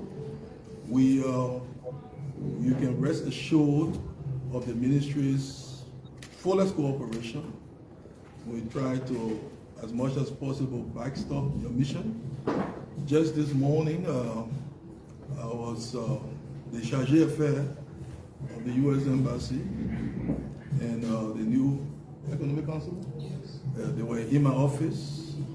All of us are talking about your coming, and the embassy has been very supportive of our effort. And this is the government-wide thing. The president is in New York at the UN General Assembly. I traveled tonight to join them, but they are out following. And that the goal is to be able for you to gather all the information you need in an unbiased way, so that you can conclude your report that will inform the board decision. I usually say here that, when we develop the country, we unite the country. The MCC support you gave through the first compact, where we got a grant of, I think, 257 million, that went principally to the rehabilitation of the Mount Coffee hydroelectric dam. That dam remains the biggest source of power in Liberia today. If you go around Liberia in Monrovia and see how people jump for joy whenever they get light, whenever power comes to them, you know, they jump for joy, but as they do so, they also are very grateful to the MCC and the United States, you know. So the more we can do for our people, because development does not require, I usually say, ID cards to say which religion you're from to get a light, which tribe you're from to get a light, which political party you're from to get light, or to write a good rule. So one instrument of unity, you know, is development. And so for us at the Ministry of Finance and Development Planning, we are focused, laser focused on working with partners, working with government stakeholders and everyone so that we can develop the country. If we develop the country, we are faithful to our mission. When we develop the country, Liberians everywhere in the 15 counties of this country would benefit. And so we hope that this engagement will lead to better outcomes. We know that there are many things that we need to do, we continue to do, and we will. The President wants me to assure you that the government is committed to taking the right actions so as to make it easier for you as you make a case for Liberia. So without much ado, I know you had a long flight, a delayed flight, so I want to say thanks again. And I recall that when I and Minister Zuo visited the MCC headquarters in DC in past July, the welcome was very warm, and we came from there with good fond memories. And please extend our regards to the entire MCC team that are working in the back, even not here, making this mission possible. Thank you again, and I wish you a productive stay in Liberia. Thank you. At this time, Madam Kerry Mohan, Team Lead and Managing Director for Africa MCC will now respond. Yes, so Mr. Minister, I would like to thank you and your whole team for the extremely warm welcome. We are really thrilled to be here. I had the honor to work briefly on the first compact for Liberia, and I traveled here in 2013, but it's been a very long time. So I'm really happy to be back. And at MCC, we're extremely proud of the partnership that we developed through the first MCC Compact. We see it as a huge success, and we recognize the government of Liberia and the people of Liberia as extremely strong partners. So we're really happy to be back here again to prepare for our board meeting in December as MCC's Board of Directors considers Liberia for another compact. I wanted to say we will be here to be focusing first of all on the constraints to economic growth analysis, which is similar to what we did during the first compact. And we look forward to working, as you said, with stakeholders across the board, from government, private sector, civil society, to really understand what are the needs of the Liberian economy and where can MCC most effectively invest, because we see our investments as, our grants as investments in the Liberian people, and we know how much potential there is in the Liberian people. We'll also be looking at sectors that will be growth opportunities to benefit not only the government of Liberia and the people of Liberia, but American investors as well. So as you know, the Trump administration has a focus on trade, not aid. And we know there are excellent opportunities for American investors here, so we're looking to explore those as well. But overall, we're just extremely grateful and very glad to be here this week, and we look forward to meeting with people across Monrovia and around the country to learn more as we prepare for our board. So again, thank you very much, Mr. Minister, for your warm welcome today. Thank you very much, and I think that's the end of the official aspect of things. Okay. But I didn't introduce formally the team here. On my immediate right is the Deputy Minister for Economic Management, Honorable Depu Wazu, whom you've been working with He's been, sharing with me some of the communication. I think you have a very good relationship with Honorable Zulu. My immediate left is Mr. Henry Nyakwe. He's the Assistant Minister for Economic Affairs. And his immediate left, you have Honorable J. Wellington Bachu. He's the Assistant Minister for Planning. He was the key minister helping to coordinate the formulation of the National Development Plan, which we dubbed the Arrest Agenda for Inclusive Development. So we can call him Mr. AAI. Okay, so let's end it there. We have the Assistant Minister in studio already, online rather. You'll be helping us to understand some of the issues that were discussed. Mr. Minister, again, welcome to the program. Minister Nyakwe, kind of welcome to the program. Thank you so much. Thank you. Okay. So the delegation is here in country, and what we've heard and we've been reading is that they are here to assess our readiness. Now, I want to emphasize that, when one talks about a country's readiness, what is it are we talking about that the delegation will be assessing?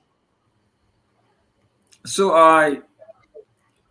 Mr. George and Mr. Kennedy, and to our listening audience, the MCC team is here to review our country, talk about people, look at the economy, and talk to government people and non-government people to see what are potential areas for investment and how we can collaborate, Liberia and America, in working together for the general good of both Liberia and the United States.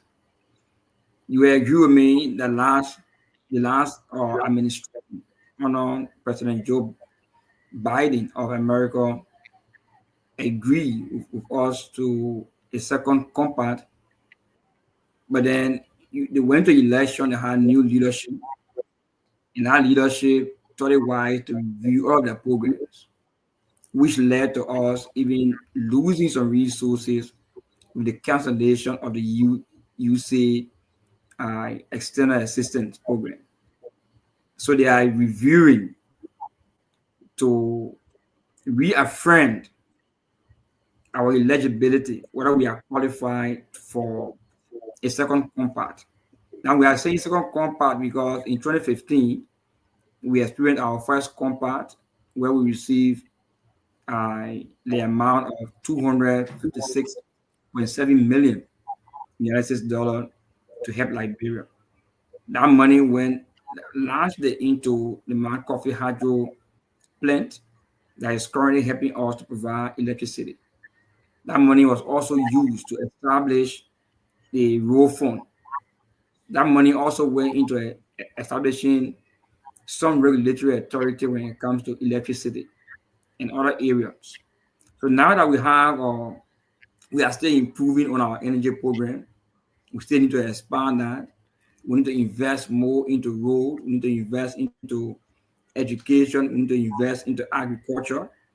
So the compact team will be meeting with the Ministry of Foreign Affairs, the Central Bank of Liberia, the Ministry of Finance, the Ministry of Mines and Energy. You can talk about the National Port Authority, the National Investment Commission. They will talk to private sector actors, such as other groupings. They will interact with them, and then they will be able to gather data. They will talk to legists and other institutions. In December this year, the board of the MCC will be meeting. So that is the reason why the team is headed by Madam Kari Munaha, who happens to be the head of the MCC Africa, to be able to gather all of the information, then report to the board. The board will go to meeting by December, and then they will have some decision on Liberian situation. Okay, so if there'll be, assessing and also discussing with some stakeholders outside of the government, we listened to the head of the delegation, and she was specific about the economy. She said we want to look at constraints, facing the economy. If you were to just give us an idea, Mr. Minister, what are those constraints as we speak currently that are facing our economy, facing the growth of our economy? So when you look at our economy, in the first place, the Compact program has areas to look at. It got 3 thematic areas to look at. They look at economic freedom, ruling justly, and investing in people. So otherwise, you want to do, you want to have a greater impact on household. You want to have greater impact on the people. So what can we do? What are those issues within the economy? What are those constraints within the economy? Because it is those constraints we want to address with our resources. So if you look at our economy currently, we have issue of our limited resources currently. We have developed a comprehensive development plan that will boom the economy, but we still have some constraints. For example, we have identified resources for the left wing corridor of the Southeastern Road.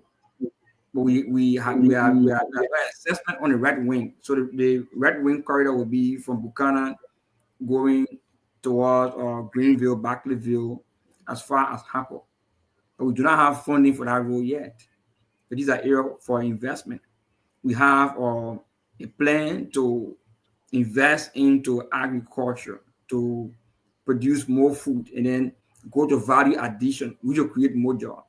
So if you go into value addition, say for example, if you are into cocoa and you want to add value to that cocoa to transform it to maybe chocolate and other products, you'll be employing so many people around that line. So what can we do to support the economy to impact the ordinary people? That is our objective of the MCC program.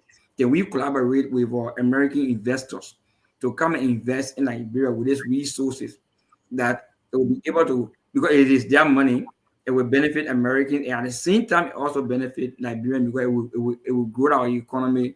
Because if that money comes into the economy, even if you want to take even loan to invest in other programs, productive loan or private partnership programs, you have to look at, there is something we call the debt to GDP ratio.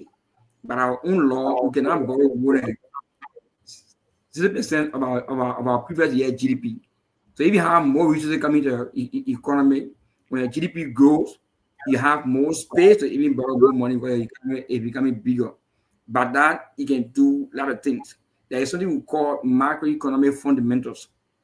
If you address the ones, you'll be able to unlock a lot of things. If you address the issue of energy, you address the issue of road, you address the issue of water supply.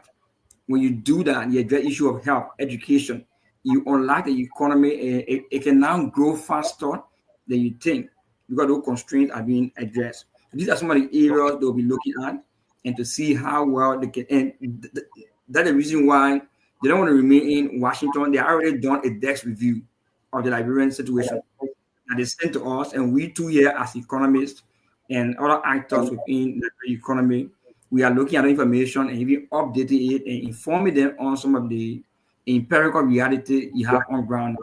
Their team is comprised of economists, people who have vast knowledge in trade. So we too in Liberia are also having counterpart of equal qualification level that will be able to sit in the room. You have experts in the room that can discuss the Liberian situation. So that way you have a clear understanding of where we are and where we are moving towards. Now, so what is the essence of the team wanting to meet with civil society members? What is the essence of that? So when you talk to government, you also want to talk to independent people. Maybe they have to assess, get all the information. How are these people thinking about what government is doing? Is government actually saying? So they will have to talk to everybody here to speak to a component of the various side of the society to be able to talk to them. They will talk to even diplomatic people, embassies. They will talk to the EU. They will talk to African Development Bank, the World Bank, the IMF. those that are on the ground. They don't want to just stay in Washington and interact with the IMF office there. They want to come here and interact with those people that are actually on the ground here. While they talk to government stakeholders, they also want to interact with non-governmental institutions. They want to interact with international organizations and multilateral organizations they want to speak to. That way, they'll have the accurate information that they can supply to the board, and the board will be able to make decisions. And for us as a government, we are positive. We are hopeful that this will go well, and that way we can be able to secure the second compact support for Liberia. Is this let me ask this question. Is this a final phase towards securing the compact, or there are additional phases? There will be like I said earlier on, the MCC board is having a meeting in December. Mm-hmm. So after their assessment, they will have to get to the board. The board now will decide, say, okay, there's the extent to which we can help Liberia. If you look back in history, in 2010, was the first time we engaged MCC, and they created a threshold for us to assess us. At the time, they gave us $15 million, and that money was intended to look at, girls in school and other minor issues they think we need to address. And after that, before they came in with the second compact. So here, the board will be the one looking at the very information to decide to say, okay, what we have is sufficient enough to be able to give the MCC support to Liberia. There are other countries who were qualified by the previous administration, and this current administration canceled the entire program. So for Liberia, at least we are still in the quadrant of being assessed. So we think that is grateful for us, and we will do all we can to make the case for Liberia to secure this support. Okay. So if for example, you are the only Liberian that hypothetically that the MCC is asking to name 3 thematic areas that you may want for MCC compact to be invested in, what will you say? What are those sectors? One area you want to look at here is energy. Because you see, to do value addition, if you want to industrialize, you need to have energy available for that type of investment, even for our health programs. That's the reason why currently we are using some solar energy program to invest into our health institution, more especially in the rural area. Roads are very much important. We are going far with our primary roads construction. The primary road we haven't secured funding for it, like I said, but the assessment have been done and negotiations are ongoing, but not yet secure, is the right wing of the southeastern corridor. So if you have roads, one of the primary roads are built, then you need to look at secondary roads and also look at farm to market roads. So for example, if you go to Bond County, the road leading to, going to Jocolette can connect you even to Riverside. So if you have those road builds, counties are get easily move around, the economy will grow faster. And then that is another aspect we can look at. And another thing I want to look at is even the issue of education. And this time around, education is not just the regular education we look at, it's to invest in TVET. Because if you invest in TVET, if you are talking about value addition, you need to have readily available people that can work in those environments. So these people, the TVET program will be tailored towards training individuals that can readily work in those environments. So if you want to go into poultry farming, you have to train people who know how to process those poultry products, because you have a lot of change. Getting the egg, you need to have a fertilizer from there. You need to even produce frozen food from there. If you go into cocoa farming, you need to have people that can go to TVET school and get trained from there. Not everybody necessarily may have to have a master's degree and PhD, but they can go to a TVET school, get trained, and they do have meaningful impact in the society. If you go into fisheries, you have to have people who know how to operate boats, who know how to manage fish or fish farm, who know how to take care of the nets and all these things. If you want to go to use animal feed, people got to go to school to get trained for that. So we need to look at these areas. We can go on and on as an economists and name even more than 10 of these. They are very important. So I mean, he said I should give you 3. So those 3 are there, but there are other relevant areas too that can also invest in. That is NNJ roles education, according to education. Yeah, but so, the education I'm being specific to focus on TV. Education, because you're looking at what can impact our people. You have our young people today. You just had a show. The issue of drug abuse has been very huge around here. So many people may not even have the patience to go to school to go do a bachelor degree or master degree. And to be honest with you, if you interact with some of them, they are very intelligent too, except that they be exposed to dangerous substance that's also swaying them away. So once you can convince them getting to go to school, they can stay 9 months, 1 year, or maybe maximum 2 years. They have some trainings and they can be able to impact society, develop their own life, take care of their families. And that way we all can grow as a people. We don't necessarily have to be equal because that will not happen in any country, but we can have a space where everybody can live freely and live their life to a decent level. So another question, I heard the head of MCC delegations speak of Americans investing in Liberia. So is it investment, or would this investment come from this MCC compact? Like, for example, using some of the funding to use American investors to come and invest in Liberia? Is that the message I'm getting? So let me just give you an example, because I don't know how the board is going to do all analysis. They're getting that data to carry, and they may not give us the methodology they will use. But then, let's say, for instance, if you want to have a company, let's say, for example, in Bapolu, that you want to give a huge land to that will go into maybe in the cocoa sector or in the coffee sector, and you're not having the technology, you're not having the equipment, and you want to go and hire somebody from out of Liberia, then it makes it much more easier to say, hire an American company that will come, and then we work together. So it's a partnership agreement. They are coming with the resources, they are coming with the technology, and then we will give the land, and our people can be treated. They can work there, and then after some time, we too can be able to manage that particular project on our own while they are already out, and you'll be able to see that project ongoing. Imagine 2015, we want to compare that to us, USD equivalent of 256.7 million. We still have the Marcoffee hydro plant here that is still supplying or that is still making impact in our society. That is still here. So if at the time you were constructing that, or you were rehabilitating that plant, and you want to hire a company from outside, it makes it much more easier to say, now we are American, we are giving you this. These are 5 or 10 American companies. You can discuss with them and do your procurement from them. Maybe you want to build another hydro somewhere in Liberia, which the compact fund may be supporting. So it just make it sensible to say, okay, so we are giving this, and we also have the technology, we have the environment to be able to help you to invest in this.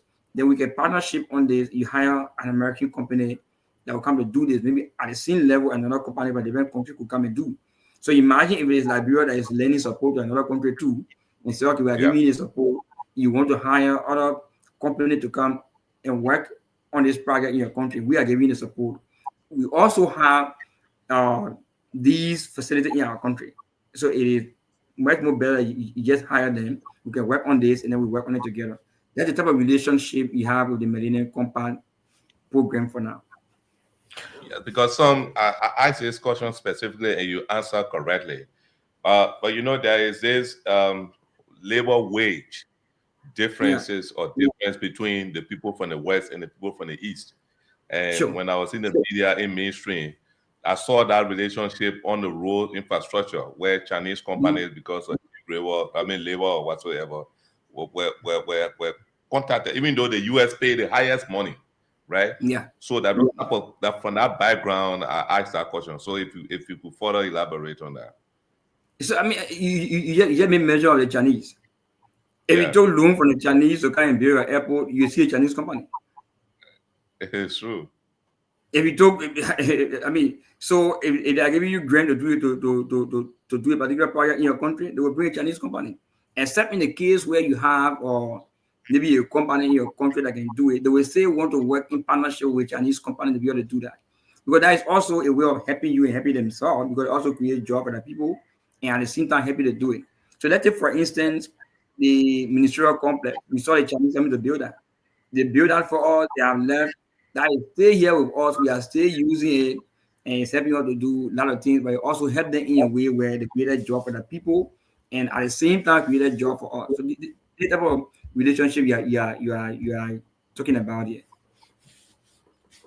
Okay, so let's hear from you basically about government's expectation. How much are we expecting? Is it the entire 500 million or less than that? No, so there is no argument here for now about 500 million. Mm-hmm. The reason why I'm saying there is no argument here about 500 million, we were discussing 500 million when we were dealing with the Biden administration at the time. But with the Trump administration, like I said earlier on, they canceled all the programs, even including the USAID program in Liberia was canceled. So that's the reason why they are doing an assessment now, going to the board. So it's a complete new discussion. You are not discussing 500 million anymore. The probability exists that you may have more than 500 million, you may have just 500 million, you may have less than 500 million. But Sobo and Kennedy, let's see it this way. In the worst case scenario, they give us 75 million, 100 million. That is a distance from zero. Sure. Mm-hmm. That's a distance from zero. So we are not going to discuss the issue of 500 million because all these programs were completely canceled. Like I said earlier on, and I'll say again, including even the USAID program in Liberia, it got completely closed. I think they have only like few programs, about 5 or 6 programs running, but they closed all their programs. And USAID was the highest sponsor when it comes to development assistance for education and health in Liberia. So government have to even absorb some of those responsibilities, and we even have to do more for the coming years. That's the reason why you're not finding more impact of the cry from the USAID situation. I know some of our people lost their jobs, but gradually we are also investing in the various programs. And you're just discussing the drugs issue.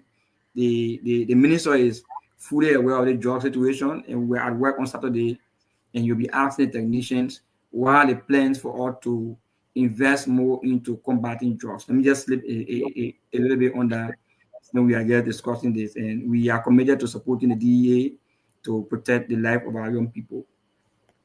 So you are well seated. I mean, when I mean well seated, I mean you meeting these, you've been interacting with this MCC team, and even you've met the delegation today. I saw you went to receive them. You were in the meeting. Yeah. What's the momentum? What's the spirit, the kind of momentum you see in them in terms of working with Liberia? I saw her speak. When she spoke, I saw her. But I cannot describe that. When you please describe it, you were in a room. But the feeling we got in our room, because, the minister was traveling today, like I said earlier on, and we met at Farmington. I mean, they will be holding him. And in fact, the wish he was just here, but he will come back and meet in your country. The interaction, I mean, it was very interactive until the security guys got to tell us they put need to leave. And they too, even as we closed the meeting, they were still around. We're still having tete-a-tete, having discussion. And just for the fun on this, we all sat down, we laughed together, we talked. And you can see that they are willing to work with Liberia. And for me, quite frankly, the fact that they will cancel other countries' program and they will even come to Liberia, it means they have interest in Liberia. We have to make the case. We have to talk to our people. This is a platform where we can make the case. We've been scoring good grades when it comes to the MCC schools in recent years. Between 2019 to 2022, we didn't do pretty good. But in 2023, at least we did well to pass 12 of the 20 indicators. That was a good point. And then in 2024, we went as far as reaching 14 instead of 12. So from 2023 up to 9, with the mark we are we are making. These are all the indicators that are telling people Liberians are doing well. We are not there yet, but we are taking positive steps to get there, and we think people can be able to do something. Just to say this to you, we had a meeting with some of the folks from the IMF, back in the do some diagnostic analysis of our country, some part of last week. And the guy would say, but I was here in 2011, I'm back. I mean, I'm seeing some improvement just by driving from the airport, driving to Montreal City to come here. I can see that there are some serious steps people are taking to be able to improve their country. I know a friend of mine came from the States. I thought Liberia was still the same, but things are changing because she needs to work on 18th Street. He said, well, I think things are, it may be slow, but that's the reason why we need to work together as a people, irrespective of the background we come from, be it political or religious or any other one. We need to work for our country as a people. When we get to the political stage, we have that interactions, and after that, we work as a people. When we go there, then we work.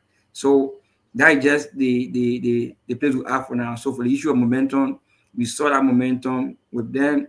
We've been interacting with them. We are in charge of them even before they came. We've been talking and updating schedules and working on this. I mean, we are exchanging emails and talking to one another and to ensure that it works. They too will tell us we need to do this. They will advance suggestions, and we interact with them in that type of mind. So we are very positive that this will lead us to some good results. Finally, from my end for now, how was it at the airport today with the MCC team there and with some Liberians who went to receive the former president? Did they have any impact on your presence there, on the team? Well, personally for me, it delayed traffic for us, sometime, but these are things that I think even the MCC people may want to see, because there are three components, like I said earlier on, of the MCC program. They talk about economic freedom, ruling justly, and investing in people. So people should have the right to exercise their freedom. If citizens see it befitting that their leader was out of the country and they are going to receive him, I think that is something we all should embrace. He's a leader. Excluding politics, one person we are is a big brother of Liberia. Some of men, I believe in his leadership at the presidency, but we still respect him for the role he played. When it comes to soccer, that we need to respect him for that. If we should have a national museum that showcase our country, we have to have somebody like George Weah story there for people to come and see. So I saw Sidisha that I interacted with. I live in the same community with Honorable Foku. We met and we helped one another. I saw a church brother of mine, which is Sidishan, and we helped one another. In fact, I refer to Foku as uncle and incoming nephew. We live in the same community. At times he visit me, I visit him. So for me, normally I live my life like that. So I don't think I have political enemies. So it is okay. Yeah. Okay, so we'll be taking leave of you, but let's hear from you regarding the performance of your rule of law, performance of the economy, and those areas that will be assessed. The reason why I'm asking this question, initially, when this whole compact issue came up, some folks from the CDC said, well, that work we have done, if Liberia will receive any benefit from the compact, it's as a result of work that we have done as an institution, as a government when we're in office. So I want to know whether this time around the upcoming benefit, is it as a result of work done by the previous administration, or is it from your administration 2024 up to now? So like I said, so we may not have a detail of the methodology that will be used by the MCC board after in that team after receiving all the information. But like I said to you, we didn't perform well between 2019 to 2022, but we took flight in 2023, and we built upon that in 2024. Because 23, I think 22 we passed 9 of the 20 indicators, and we will pass 2 of the 20 indicators in 2023 from the analysis. And in 2024, we will pass 14 of the 20 indicators. So let somebody tell me, say, the MCC will give Liberia $2 billion based on the performance of the previous government. I'll be happy. Okay. So we can use our money to develop our country. We can use our money. So whatsoever assessment they are making, we are going to make, we in authority now have to make the case as a country, not as divided people to say, because if we have information, we have data on 2022, 2023. So if we are interacting with the economists and they ask me about information about 2023, so I'm going to tell them, I do not have that data. I will not have 24 and 25. Then they cannot do that assessment, and people lose the compound. So we have to be meticulous enough as leader of the country to represent Liberia as a country, to represent Liberia in its united structure, not as a country that will be divided here. So we are interacting with the MCC as a country. We know we have people who think differently, who they want to distract us, but that is the beauty of our democracy. People have their freedom. We have to remain meticulous enough in protecting the image of our country and engaging the MCC very well to ensure that we have a positive image for our country. Okay. So before we go, let's try to graduate from this whole MCC stuff and talk about the protests and accusing fingers being pointed to the Ministry of Farmers by the Timber Workers Union, that the ministry has refused to make that settlement available. What's happening? So, Mr. George and our listening audience, I will just say here, the ministry is not refusing to settle timber worker unions. And I think I'm the right person you are speaking to, because I work with the timber worker union leadership from last year, July 25th, was my first time interacting with them that way I'm interacting with you now. They have gone to the ministry to protest in the same form and manner today. And I was acting deputy minister for economic management at the time because my boss, Minister Zuo, was out of the country.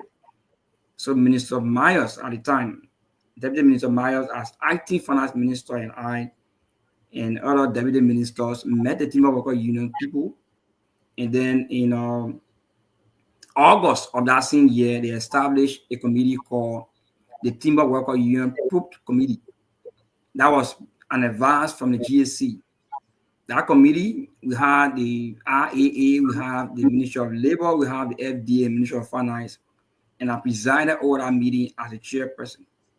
Fast forward, we talked to the Timber Worker Union leadership, and then we were able to come up with, after reviewing all the documents, of a resolution.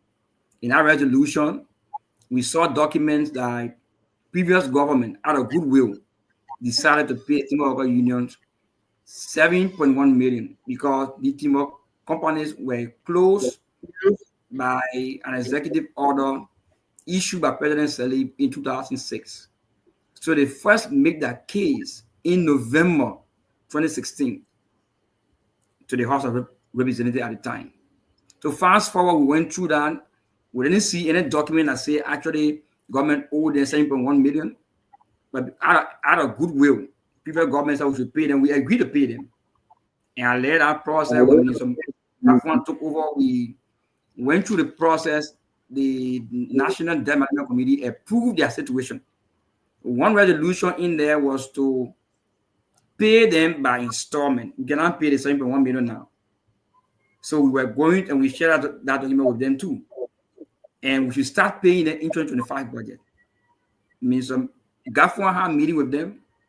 They agree, okay, we can start by putting 500,000 in the budget for you now. They agreed. We put in the budget 500,000. It was approved. So the money is there to pay them. We are willing to pay them. What we differ on is payment modality. The Timber Worker Union leadership is saying we should give them the bulk money.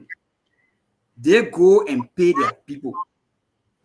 And I don't see where that has been done in any part of the world. We are saying no. Bring your payroll. We will verify it. We will investigate it and pay directly to the individuals. And they are saying no. Now, there's the issue. If you give them this money to go, which mentor are they going to use to pay the money? You're going to create chaos there. Who are they going to pay? At the end of the day, another group of people will come and say, and in fact, interestingly, they have another group claiming they are the original leadership. So both of you that are saying you are leadership, bring the payrolls you have. Then we investigate the payroll, we pay to the people. So then that leadership crisis, even for me, I even want you to have about 5 different people claiming they are leaders. They bring that payroll. We have our own way of investigating that payroll to find the legitimate people.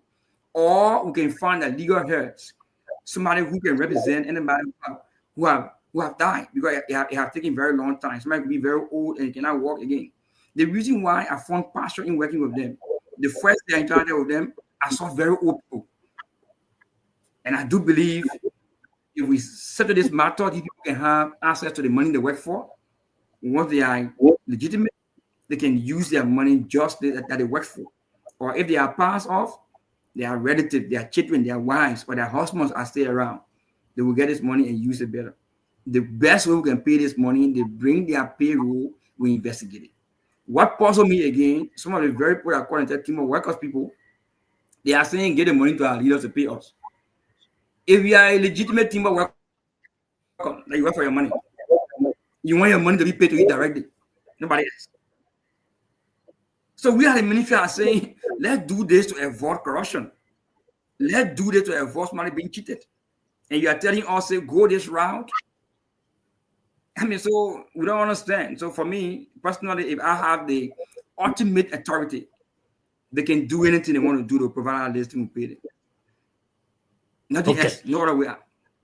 Okay, time has cut over, so let's get your parting comment so that we can go quickly. So let me just say thank you for hosting me.